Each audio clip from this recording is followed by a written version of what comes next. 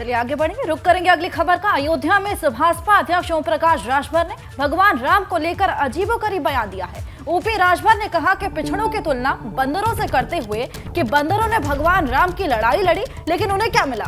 आज पिछड़ों की ऐसी ही दुर्गति है, ना रहने के लिए आवास, ना खाने के लिए शुद्ध भोजन। तो ये अजीबोगरीब बयान ओपी राजभर का सामने आया है, जिन्होंने वानरों ने भगवान राम के वानरों की तुलना बंदरों से कर दी और ये बोला कि पिछड़ों की ऐसी ही दुर्गति है, न रहने के लिए आवास है और न खाने के लिए शुद्ध भोजन।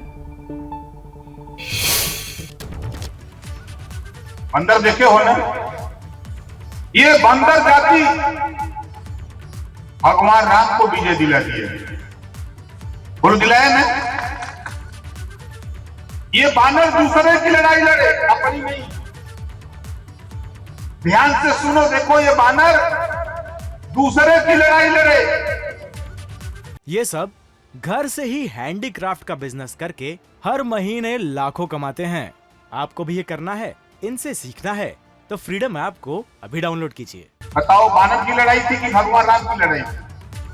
इत्मीनान से बताओ, भगवान राम की लड़ाई थी।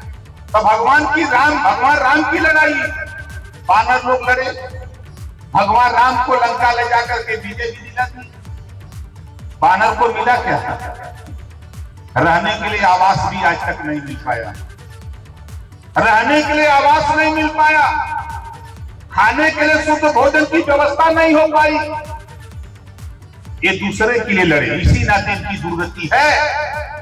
आज जो पिछड़ों की दुर्गति है, ये कांग्रेस को शासक बनाते हैं, ये सपा को शासक बनाते हैं, ये बसपा को बनाते हैं, भाजपा को बनाते हैं। एक खुद कर्पूरी ठाकुर के विचारों पे चल के शासक बनने का इनको सपना नहीं याद आता है।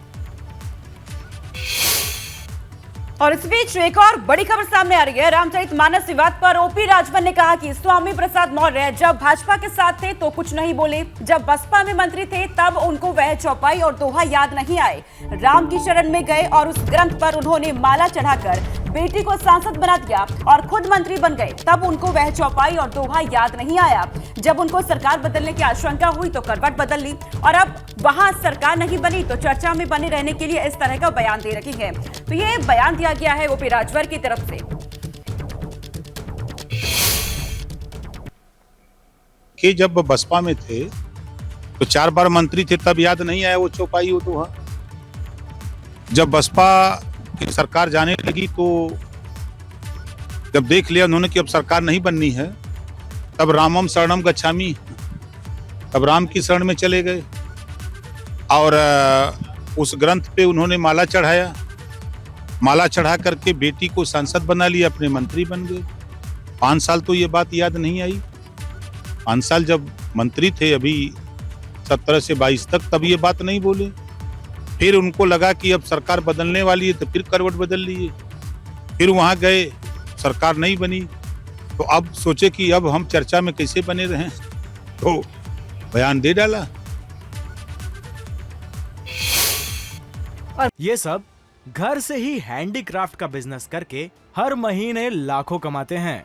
आपको भी ये करना है, इनसे सीखना है तो फ्रीडम ऐप को अभी डाउनलोड कीजिए।